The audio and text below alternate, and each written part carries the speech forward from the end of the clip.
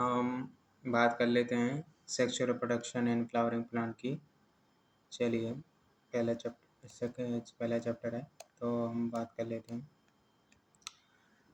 वैसे इस पार्ट में इतना कुछ क्वेश्चन नहीं बनते हैं, तब भी हम आपको बता देते हैं। Are we not lucky? क्या हम लकी नहीं है कि प्लांट रिप्रोड्यूस करते हैं सेक्सुअली? पता नहीं।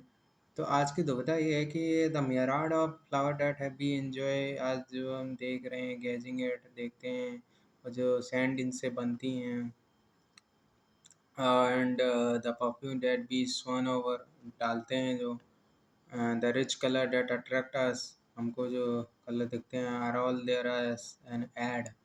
यही चीज़ें जो होती हैं वो रिच कलर और जो परफ्यूम होती है वही सेक्सुअल रिप्रोडक्शन के लिए हेल्प करते हैं, असिस्ट।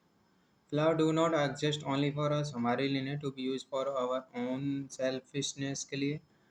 और फ्लावरिंग प्लांट्स हो, तो ये क्वेश्चन बन गया है कि जितने फ्लावर प्लांट होते हैं वो सेक्सुअल रिप्रोडक्शन दिखाते हैं। लुक एट द डाइवर्सिटी, अगर देखें एंजियोस्पर्म में of structure of the inflorescences flower and flower part, तो इसमें शोध करती हैं अमेजिंग रेंज ऑफ एडेप्टेशन। मतलब फ्लावर और फ्लावर के पार्ट में बहुत सारी एडेप्टेशन है, मतलब कि वो अपने हिसाब से ढाल लेते हैं। वो ये इसलिए ढालते हैं क्योंकि वो जो हैं इंश्योर कर पाएँ कि उन वो बना पाएँ फॉर्मेशन ऑफ जो एंड प्रोडक्ट होते हैं, ओवरी से फ्रूट बनना चाहिए और ओवरी से सीड बनना चाहिए, ये इंश्योर करते हैं of the sexual reproduction fruit और सीड। तो इसलिए चैप्टर हम यही देखेंगे, मॉर्फोलॉजी देख लेंगे, स्ट्रक्चर, और बात करें तो भाई साहब प्रोसेस को भी समझ लेंगे सेक्सुअल रिप्रोडक्शन। किसमें? हमारी बात तो फ्लावरिंग प्लांट में ही तो हुई थी, एंजियोस्पर्म। तो क्या वो पावरफुल या फैसिनेटिंग ऑर्गन है जो अट्रैक्ट कर रहे हैं किसी भी इंसेक्ट को, ये देखते हैं एंजियोस्पर्म।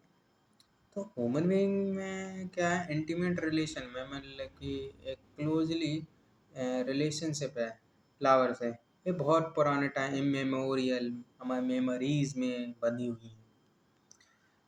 फ्लावर एज सच कहें तो are object of aesthetic pleasureness, ornamental, social, religious और cultural value as a object की तरह यूज हो रहा है।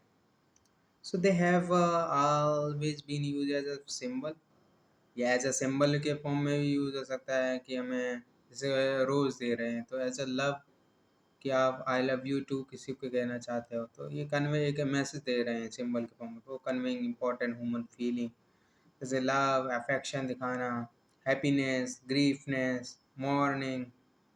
सो कुछ क्वेश्चन है। अब ये जो आपको दिख रहा है, ये आप बताइए कि हाइपोगाइनस, एपिगाइनस, पेरिगाइनस है। तो पहले सोच लीजिए ये क्या है, सोच लिया? अब मैं बताता हूँ। अब देखिए जो ओवरी है, ओवरी के नीचे से ये भी निकल रहा है। वैसे तो ये सब कुछ नीचे से ही निकल रहा है, ओवरी के नीचे से ये, अगर मेन पार्टिसिपल ही नीचे से निकल रहा है तो डेट मीन्स हाइपोगाइनस है। तो ओवरी के रिस्पेक्ट में मैं या कह लें कार्पल के रिस्पेक्ट में जो है सब नीचे हैं और ओवरी सबसे ऊपर पार्ट है, तो दिस हाइपोगाइनस प्रॉपर्टी दिखा रहे हैं। ये क्वेश्चन एक बन सकता है। According to biology, to a biologist flower एक मार्फोलॉजिकल एंड एम्ब्रियोलॉजिकल मार्बल है, या कहें in the site of sexual reproduction है। यही हम कहना चाहते हैं। क्या है? एक मार्फोलॉजिकल एक मार्बल है, एक ढांचा है ऊपर ही फ्लावर, और एम्ब्रियोलॉजिकल मार्बल है अंदर के एम्ब्रियोलॉजिकल को ढांचा बनाने में, एंड ये वही साइट है जहाँ पर सेक्सुअल रिप्रोडक्शन होने के चांसेस होते हैं। अच्छा, प्री फर्टिलाइजेशन से पहले क्या स्ट्रक्चर इवेंट चल रहे हैं वो भी समझ लेते हैं। Much before the actual flower is seen on a plant, the decision that the plant is going to flower has taken place. कोई भी फ्लावर बनने के लिए कई सारे hormonal and structural changes initiated होने लगते हैं। जब ये हार्मोनल स्ट्रक्चर इनिशिएट होने लगते हैं which led to the differentiation या फिर फर्दर डेवलपमेंट होने लगते हैं फ्लोरल प्राइमोडियम मतलब कि जो अभी प्राइमरी स्टेज है। इनफ्लोरेसेंस हो गया, फ्लावर इनफ्लोरेसेंस मतलब छोटे छोटे फ्लावर, मतलब कि उनके जो कोरोला हैं, पेटल्स हैं वो, या फिर सेपल हो गया हो, कैलेक्स कह लो। हाँ, तो वो जो कई सारे जब एक लड़ियाँ बन जाती हैं, ढांचे बन जाते हैं आँखों विच, फिर आपको पूरी तरीके से दूर से देखें तो फ्लावर के बड दिखने लगते हैं।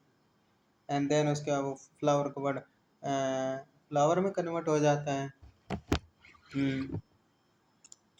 सो in the flower the male and female gamete, female reproductive structure, the अगर हम बात करें एंड्रोसियम गाइनोसियम, तो एंड्रोसियम डिफरेंशिएट हुआ, गाइनोसियम डिफरेंशिएट हुआ, का डेवलप हो रहा है। किसके लिए डेवलप हो रहा है कि कुछ एंड प्रोडक्ट बनाने हैं ना, इसलिए। और हमें अस्तित्व अपना एडेप्टेशन भी लाना है, क्योंकि यहाँ एग्जिस्ट करना है हमें इस दुनिया में। तो एंडोसियम कंसिस्ट ऑफ कई सारे फ्लावर के होल एक पर्टिकुलर पॉइंट से सर्कुलर फॉर्म में होल बना लेना। Whorl of stamen represent male reproductive organ. So gynoecium में रिप्रेजेंट हो सकते फीमेल रिप्रोडक्टिव ऑर्गन। अभी देखते हैं, पहले ये स्ट्रक्चर समझिए। दिस इज एंथर, एक ये बायलॉब्ड एंथर, दो लोब के बने होते हैं, ये इस तरफ है एक इस तरफ है। ओके, ये एंथर हो गया। ये क्या है, फिलामेंट है। एंथर प्लस फिलामेंट बन के क्या बन जाता है, एक टिपिकल नॉर्मल स्टेमन बन गया। अब बी में 3D फॉर्म में दिखा दिया है। बायलॉब्ड एंथर है, ऐसे आप कह लीजिए लॉन्गिट्यूशनली इसको काटा गया ऊपर से। तो पहले पोलन ग्रेन दिखाया गया है, लाइन ऑफ डाइसिंस हो रही हैं। ओके, और ये जो आपको ये दिख रहे हैं ये पोलन सैक हैं। अभी तो माइक्रोस्पोरेंजियम में देखते हैं।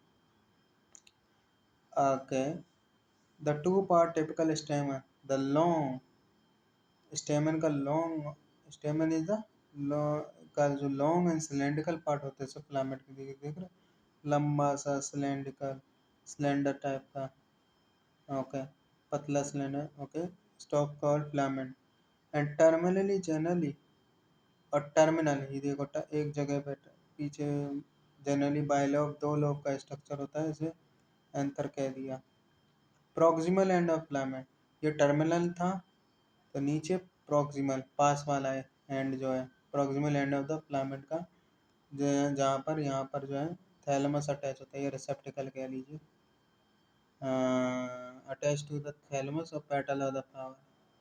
The number of स्टेमन, number of स्टेमन ये जो आप देख रहे हैं, और जो लेंथ ऑफ स्टेमन है वेरिएबल होती है and flower of different species. जैसे कि एग्जांपल के तौर पे आपने क्लास 11th बायोलॉजी में पढ़ा था salvia and mustard, SM, salvia और mustard. If you were to collect, अगर स्टेमन लीजिए फ्रॉम ईच फ्रॉम 10 फ्लावर, हर 10 फ्लावर में से उठा कर रखिए, ईच फ्रॉम डिफरेंट स्पीसीज, और उसको अरेंज करके देम ऑन अ स्लाइड पे देखिए, तो you will be able to appreciate the large variation size seen in nature. Careful observation अगर करें of each stamen under a dissecting microscope and making neat diagram बनाएं will elucidate the range in shape। तो हम क्या करेंगे, हम समझाएंगे कि will elucidate the range in shape and attachment of anther, और जो एंथर का अटैचमेंट है अलग अलग फ्लावर में। एक टिपिकल एंजियोस्पर्म जो एंथर होता है वो अगर देखें तो बाय लोब होता है। देखो मैंने ये और ये दो बाय दो लोब होते हैं, और हर लोब में दो थीका होते हैं। दो थीका मतलब ये डायथीकस हो गए एक लोब में, हर लोब में एक इधर दो थीका, दे डायथीकस। और लॉन्गिट्यूशनली ये इसको लॉन्गिट्यूशनली काटा था, लॉन्गिट्यूशनली ग्रूव ढांचा मतलब कि गड्ढा रन लेंथ वाइज और सेपरेटिंग द थीका, थीका को अलग कर रहा है। Later in the very step tissue और देयर ऑर्गेनाइजेशन समझ लेते हैं in the transverse section, perpendicular section of the anther देखते हैं। Bilobed nature of transverse section, ये तो ट्रांसफर सेक्शन दिखा दिया।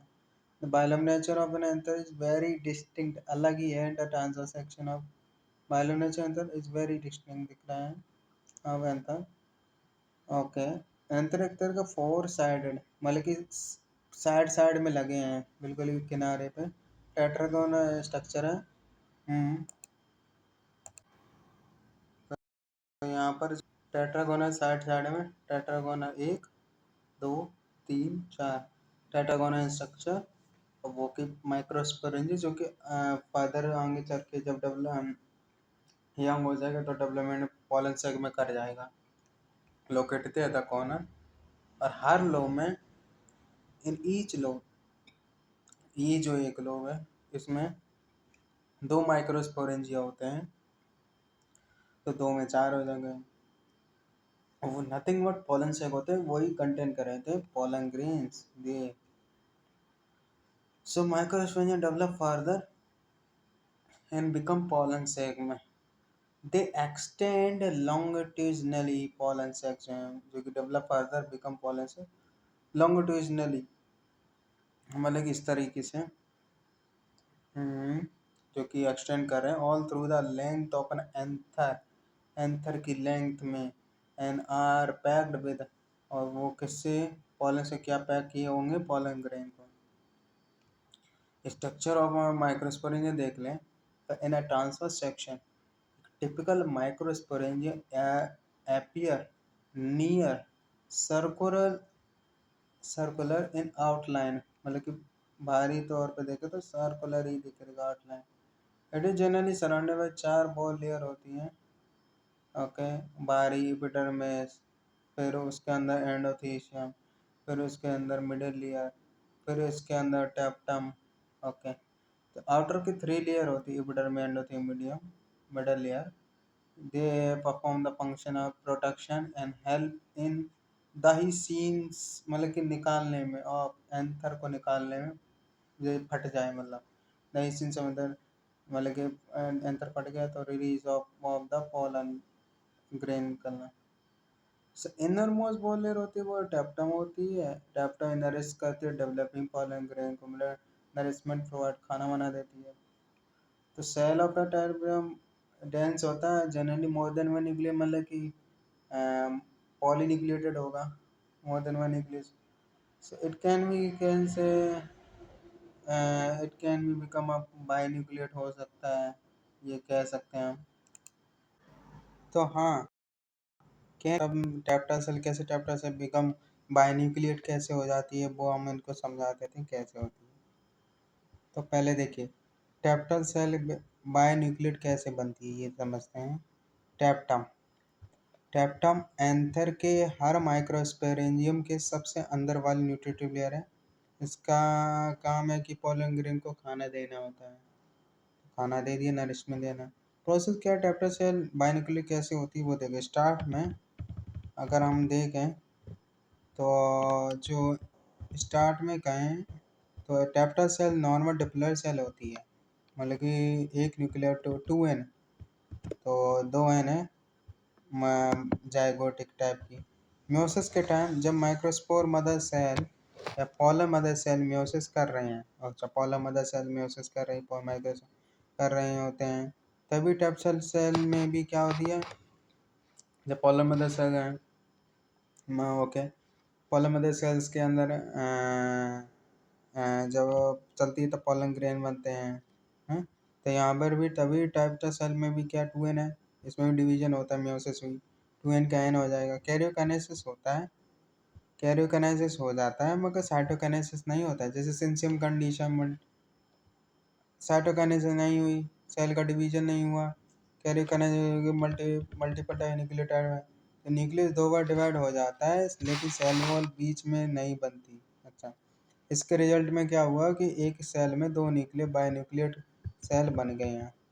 सो कभी कभी तो चार न्यूक्लियर या पॉलीप्लोइड भी हो जाती है। कैसे और क्या होता है, कुछ प्लांट में टेप्टल सेल्स में एंडोमाइटोसिस भी होता है। एंडोमाइटोसिस में क्या होता है, इसमें डीएनए रेप्लिकेट हो जाता है पर न्यूक्लियर डिवाइड ही नहीं होता। सेल अच्छा न्यूक्लियस ही डिवाइड नहीं होता है, मतलब कि पॉलीप्लोइडिस है, पॉली मोर देन वन क्रोमोसोम नंबर हो गए 2 और 3 है, बन जाती हैं। सही बात है। बायोन्यूक्लियर क्यों बनती है, रीजन ये भी है कि टेप्टम को बहुत ज़्यादा काम करना होता है, मल्टीपल टाइप की दो न्यूक्लियर ज़्यादा न्यूट्रिशन देना है तो माइक्रोस्पोर को प्रोटीन लिपिड स्पोरोपोलिन देना है। ज़्यादा मेटाबॉलिक एक्टिविटी में काम करना, इसलिए दो न्यूक्लियाई मतलब double RNA double protein synthesis. Ubisch bodies बनाना अब इतना इम्पोर्टेंट नहीं है, ये एग्जाम बनाने में हेल्प करता है, ये नीट में नहीं आएगा, मैं बता देता हूँ। तो जितना बड़ा काम उतना बड़ा न्यूक्लियस चाहिए ज़्यादा, इसलिए नेचर ने बायोन्यूक्लियर बना दिया।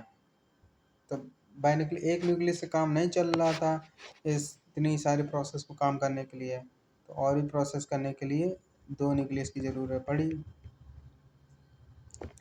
Type of टेप्टम based on this, तो ये इतना इम्पोर्टेंट नहीं है, तुम छोड़ो। तो when the anther is young, अच्छा यंग हो गया तो ग्रुप ऑफ कॉम्पैक्टली अरेंज मतलब बहुत मतलब एक दूसरे से जो जुड़ी है ना। सो when the anther is young तो ग्रुप ऑफ कॉम्पैक्टली मतलब बहुत एक दूसरे एग्रीगेट मतलब तेजी से जुड़ी हैं, कोहेसिव पावर है। Arrange homogeneous cell called sporogenous tissue, मतलब कि कॉम्पैक्टली अरेंज होमोजीनियस एक ही टाइप की सेल हैं अटैच हुई हैं तो स्पोरोजेनस टिश्यू बन गई। ऑक्युपाई द सेंटर, हर माइक्रोस्पोरियम के सेंटर में ऑक्युपाई किया है। मैं पॉलन से कह लो अभी, पॉलन से के अंदर है ये एक सेंटर है स्पोरोजेनस टिश्यू, जब ये एंथर यंग होता है। माइक्रोस्पोर का फॉर्मेशन देखते हैं microsporogenesis as anther develop the cell of the sporogenous tissue जो कि centre of the each microsporangium में है। अंडर को म्योटिक डिवीजन, तो माइक्रोस्पोर मदर सेल जाएंगे ना वहीं पर ही सेंटर पे ये होंगी तो फॉर्म माइक्रोस्पोर टेट्राड 4 बनाए। प्लॉडी ऑफ टेट्रा मतलब कि एन होती है, ये याद रखो। ओके ये डायग्राम समझ लो। बाहरी लेयर इसको जब मैंने देखा, अब यहाँ से देखो ये क्या दिखाया, लॉन्गिट्यूशनल सेक्शन दिखाया of that anther bilobed anther nearly circular in outline दिया है गया माइक्रोस्पोरेंजियम, उसके सेंटर में माइक्रोस्पोरेंजियम के centre micro sporogenous tissue present होती है, स्पोरोजेनस टिश्यू प्रेजेंट होती हैं। अब ये इतनी लेयर को जूम आउट करके ये दिखा दिया, यहाँ पर ये कनेक्टिव टाइप की टिश्यू टाइप की ये कनेक्ट है, ये इससे कनेक्ट, ये इससे कनेक्ट, कनेक्शन दिखा रही है। ओके अब थोड़ा इसमें लेवल करे वाली चीज़ समझ लो। ये जो आपको दिख रहा है इसको थोड़ा जूम आउट करता हूँ मैं, ये आपको समझना आ चाहिए। दिस इज एपिडर्मिस, और एपिडर्मिस के जस्ट अंदर की तरफ जो आपको दिख रही है तो है एंडोथीसियम। ओके एंडोथीसियम जस्ट अंदर की तरफ तो मिडल लेयर है, ये मिडल लेयर है। तो इतनी जो 3 लेयर हैं ये जो क्या है द एसेंस ऑफ एंथर को निकालने में मदद कर रहे हैं, मतलब पॉलन ग्रेन को निकालने में। और जब ये स्पोरोजेन टिश्यू सेंटर में दिखाई गई इसके जस्ट पेरी पेरी पे देखिए टैप्टम, तो टैप्टम क्या करेगी, नरिशेस द पॉलन ग्रेन, यहाँ से नरिश करेगी पॉलन ग्रेन को। देख लिया आपने डायग्राम, समझ लिया। अब इन्होंने 2x डायग्राम को बड़ा करके ये समझाया गया है। आप थोड़ा इसको समझते हैं, इसको ये एपिडर्मिस दिखा दी है क्लियर। एपिडर्मिस की इस तरफ देखिए एंडोथीसियम, एंडोथीसियम की जो 2 लेयर के बाद फिर ये अंदर की तरफ 2 मिडल लेयर दिखाई गई हैं। और टैप्टम में देखिए ये जो है बायोन्यूक्लिएट होता है, ये न्यूक्लियस देखा है, ये जो है आपको जी आप देख रहे हैं ये क्या नरिशमेंट देने वाले माइक्रोस्पोर मदर सेल्स ये हैं जो कि स्पोरोजेनस टिश्यू हैं, वैसी microscope, pollen microscope mother cell है, नरिशमेंट ये देंगे, लेंगे ये लोग सेंटर का। ओके, ये आपने डायग्राम समझ दिया, कैप्टन वो था। अब ये डायग्राम समझ लीजिए, मैच्योडाइसिस अंतर, ये कनेक्टिव था, और यहाँ से क्या है, एपिडर्मिस, एंडोथीसियम, और ये दो मिडल लेयर, और ये जो टैप्टम है, पॉलन ग्रेन निकल रहे हैं, दही से पिचका दिया, दबा दिया, और ये निकलने लगे यहाँ से, ये समझ लिया। तो एनलार्ज, ये ट्रांसफर सेक्शन दिखा रहे हैं ए में, और ये किसी एनलार्ज दिखाई माइक्रोस्कोपिक स्विंग बॉल, ये मैच्योडाइसिस ना। तो as a cell of the sporogenic tissue, okay, हर सेल जो मतलब कि पॉलन मदर सेल कह लो, sporogenic tissue is capable of give rising to a microspore tetra दे रही हैं। Each one is a potential pollen है, या फिर pollen, each one is a potential pollen या माइक्रोस्कोप पोलन मदर सेल है। अच्छा, the process of formation of microspore, जो प्रोसेस है, किसकी process, the process of formation, formation of microspore, microspore का फॉर्मेशन पोलन मदर सेल से, pollen mother cell से formation, मतलब कि 2n है, पोलन मदर 2n है, 2n से n बनना, तो this is meiosis, microsporogenesis formation हो रही है। Okay, microspore as they are arranged in a cluster form से microspore tetra बन गया। the as the anther mature dehydrate हुआ निकला, जैसे कि ये डायग्राम में दिखाया गया था, इस डायग्राम में मैच्योर हुआ क्या, डिहाइड्रेट हो गया, and the microspore dissociate from each other and develop into pollen grain में develop हो गया। okay, inside is microsporangium। okay, microsporangium के अंदर क्या है, inside is microsporangium, जो microspore including microspore, several types of microspore or pollen grain are formed that are released with the essence of anther, anther the essence हो जाएगा। The pollen grain represent the female gametophyte, female gametophyte represent कर रहा है। अगर आप touch करना चाहते हैं ओपनेट एंथर ऑफ विस्कस, विस्कस मतलब कि चाइना रोज समझ लो, और या कोई अदर फ्लावर देखिए, you will find yellowish powdery pollen grain, मतलब वो पोलन ग्रेन ही होता है येलोइश, ऑन योर फिंगर, ये आप देख रहे हैं। अब यही जो पोलन ग्रेन को फेंकें, स्प्रिंकल स्प्रेड करें on a drop of water, उस पर drop of water taken on a glass line and observe under a microscope, तो अंडर अ माइक्रोस्कोप ये आपको पोलन ग्रेन का बाहरी ढांचा दिख रहा है, दिस इज नंग एक्साइन, एक्साइन दिख रहा है। स्कैनिंग इलेक्ट्रॉन माइक्रोग्राफ माइक्रोस्कोप से देखा गया। Microscope you will be measure the variety of structure, size, अलग अलग साइज, कोई सर्कुलर है तो कोई अलग ही पिरामिड टाइप का, इरेगुलर फॉर्म में, colour design seen on the pollen grain from different species. Okay, देखिए यहाँ पर माइक्रोस्कोप टेट्रा दिखा गया है। ओके, ये माइक्रोस्कोप टेट्रा यहाँ पर आपको दिखा दिया गया है। तो ये क्या है, माइक्रोस्कोप टेट्राड बन गया, अभी चिपके हुए हैं, डिहाइड्रेट होकर फिर ये पोलन ग्रेन में कन्वर्ट हो जाएंगे। ये स्पाइक के फॉर्म में दिखाए गए हैं, और ये बनी एक्सैन, एक्सैन ही है, ये एक्सैन बनी है स्पोरोपोलेन से। ये शायद जर्मपोर यहाँ पर दिखा दी, ये अलग अलग टाइप के हैं। ये अभी वेजिटेबल जनरेटिव सेल अभी देखते हैं। So pollen grain are generally spherical होती हैं, generally, not mostly, measuring about 25 से 50 माइक्रोमीटर डायमीटर होता है, अगर देखना है तो इनका जो डायमीटर हो सकता है 25 से 50 माइक्रोस्पोर्ट हो सकता है। It is a prominent 2 layer wall होती हैं, 2 layer wall. The hard outer layer जो आप अभी देखता एक्सैन थी, is made up of sporopollenin, is one of the most resistant, ये नीट का क्वेश्चन है, और अर्निंग मटेरियल अभी तक नॉन है।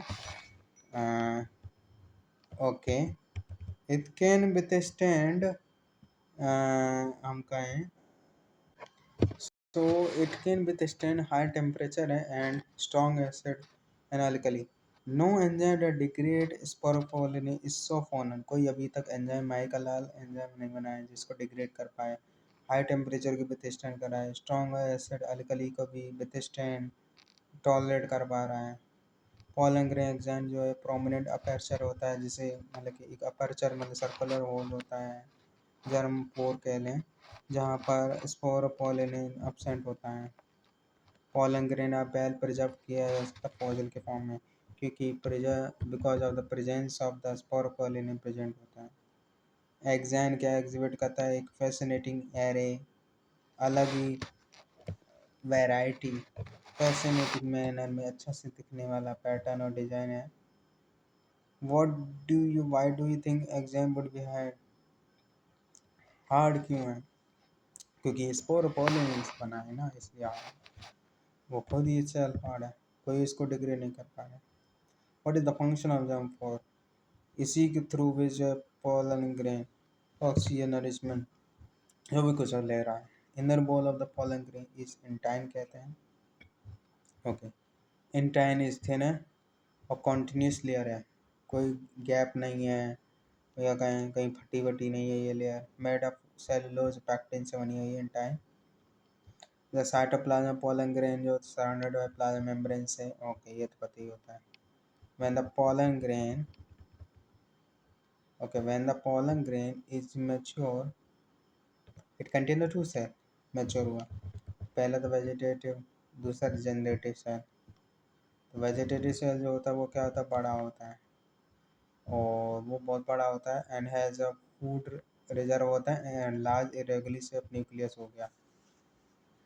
अच्छा, बड़ा भी है, वेजिटेटिव सेल बड़ा भी होता है, ये इसी की देख सकते हैं, वेजिटेटिव बहुत बड़ा भी है, न्यूक्लियस थोड़ा इरेगुलर है, थोड़ा सा, हाँ इरेगुलर शेप न्यूक्लियस है।